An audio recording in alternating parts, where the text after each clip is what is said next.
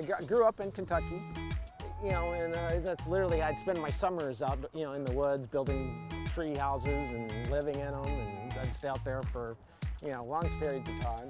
Kind of where I guess I first got my love for nature. And I was in the Navy, and the first time I was ever on an airplane was when they flew me to boot camp. Within 6 months, I was living in southern Spain on a base there. It was kind of surreal, but also it was amazing, you know. It was kind of like you wake up every day and it's like, oh, I can't believe I'm living in a foreign country, and like 6 months ago, I'd never even been on an airplane. After I got out of the Navy, I went to school in Boston, lived in Boston for 12 years. Came out here on vacation in 2001. Yeah, I just instantly fell in love with the desert. It was like November, and I got here, rented a convertible car, and it was actually a cold spell here. I think it was like in the 50s and 60s, but I put the top down, I was in a t-shirt and shorts, and I loved it, you know, and everybody's just like, where on earth are you from? 6 months later, I was living here. I just put everything in the back of a moving truck. I came to Tempe.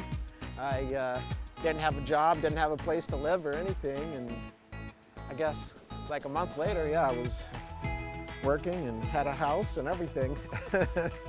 I did some backpacking even, you know, back northeast, but of course, you know, it's kind of limited to, you know, you can, you know, maybe 3 or 4 months out of the year is like, you know, whereas here it's 8 to 10 months out of the year. It's really got me into the outdoors a lot more.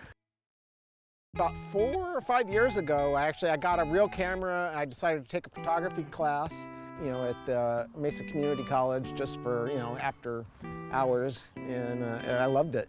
I learned shoot less, more often, which kind of means, you know, instead of taking a photo everywhere, find something really good and take a bunch of photos of it and keep moving. And I've kind of taken that to heart. I found that was a way to express my passion for nature. I've tried photographing other stuff that wasn't landscape, and I don't think that the passion just doesn't come through.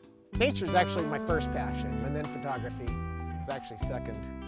It was just a natural transition. Once I moved out here, I instantly fell in love with the desert, and I find that's kind of where I get my energy from. You know, it's how I recharge on the weekends. I go out in the desert, I do my photography. It's got me to get out and shoot a lot. I shoot maybe thousands of pictures a week sometimes.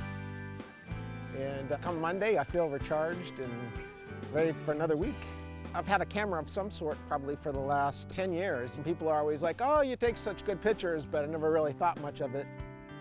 It's a mirrorless camera, and it's pretty much a sealed body, it's waterproof, pretty much indestructible. It's pretty compact, like, you know, it's just compared to like a regular DSLR camera.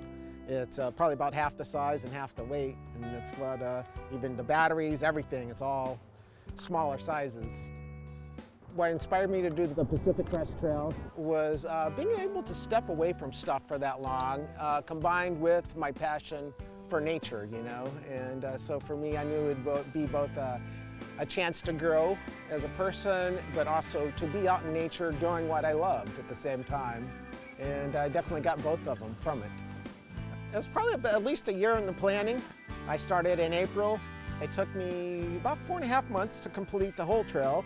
I had a little break in between. It was a record snowfall year for the Sierras. I took a slip while I was climbing Glen Pass. I think it's like 12,000 feet. It was covered in snow, and I was kicking steps, and the slide collapsed underneath of me, and I used a self-arrest with an ice axe. I'd lost 30 pounds. I was literally eating ramen noodles and Snickers bars every day for days on end. And, but also, you know, sometimes, you know, you'd be doing anywhere between 20 and 30 miles a day, every day.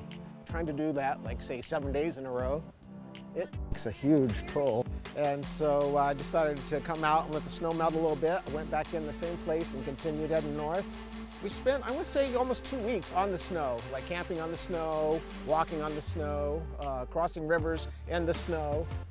I shot like 7,800 videos on the PCT.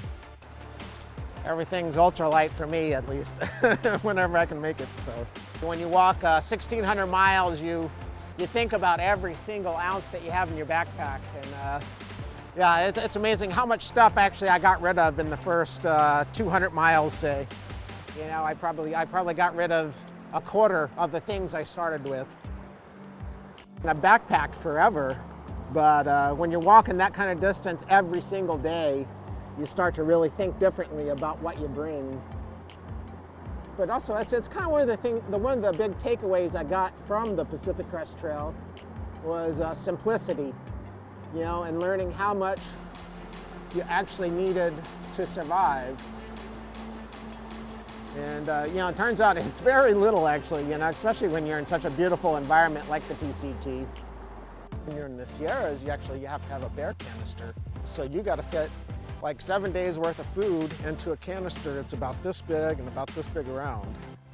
You know, and at the same time you're burning 6,000 calories a day, which I think a normal person burns 2,000.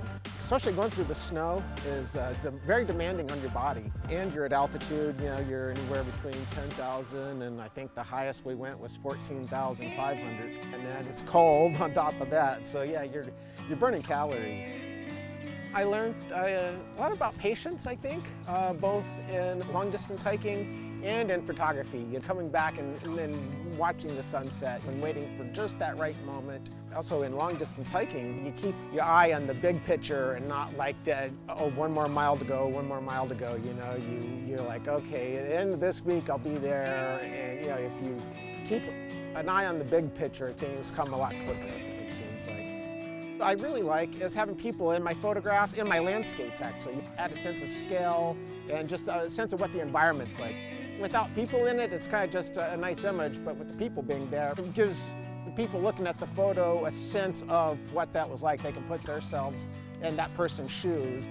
If I can inspire other people to get out, to experience nature, and then to take an interest in making sure it's preserved for future generations, that'd be great.